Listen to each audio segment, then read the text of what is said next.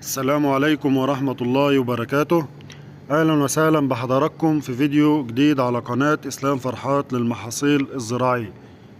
فيديو اليوم الخميس أو أول اليوم الخميس 13/7/2023. إن شاء الله في الفيديو ده نتكلم عن سوق الرز وحالة سوق الرز وأسعار الرز أبيض وشعير ومخلفات. كل طلب من حضرتك الاشتراك في القناة وعمل لايك للفيديو عشان يصل لغيرك ويستفيد بأسعار اليوم. هنتكلم الأول عن سوق الرز.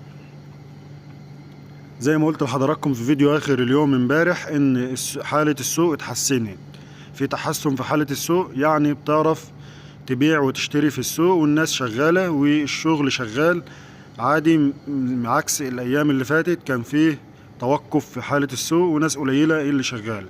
النهاردة طبعا يستمر التحسن في حالة السوق وتحسن ملحوظ في الأسعار، يعني في تحسن في حالة السوق وفي تحسن ملحوظ في الأسعار. أي نعم التحسن مش كبير في الأسعار، بس تحسن عكس النزول اللي كان بيحصل بالألف وبال500 في الأيام اللي فاتت. فدي طبعا وفي العرض قليل النهاردة عن كل يوم. وطبعا ما تنساش ان النهاردة برضو الخميس وبكرة الجمعة بيبقى فيه ناس مأجزة، فهنشوف مع أول الأسبوع يستمر حالة التحسن ديا ولا هنشوف ايه اللي هيحصل في السوق في الأيام اللي جاية. عشان ما اطولش على حضراتكم هنبدأ الأسعار على طول. أسعار الرز الأبيض أبيض عريض على جودة، زيت وبخار وسوليتكس، بضاعة كسر من 8 إلى 10%، ب 22,800 للطن من أرض المضرب.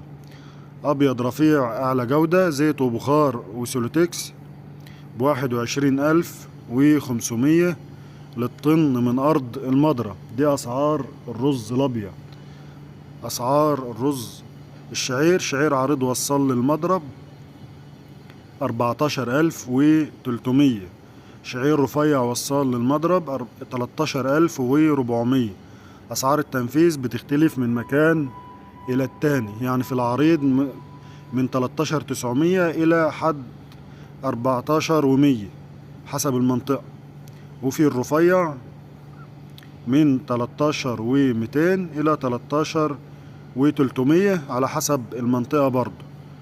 ده بالنسبة لأسعار رز الشعير. أسعار المخلفات السرسة المطحون من 1500 إلى 1600 من أرض المضرب، الجونة من 11 إلى 11,200، والكسر الناعم من 12,000.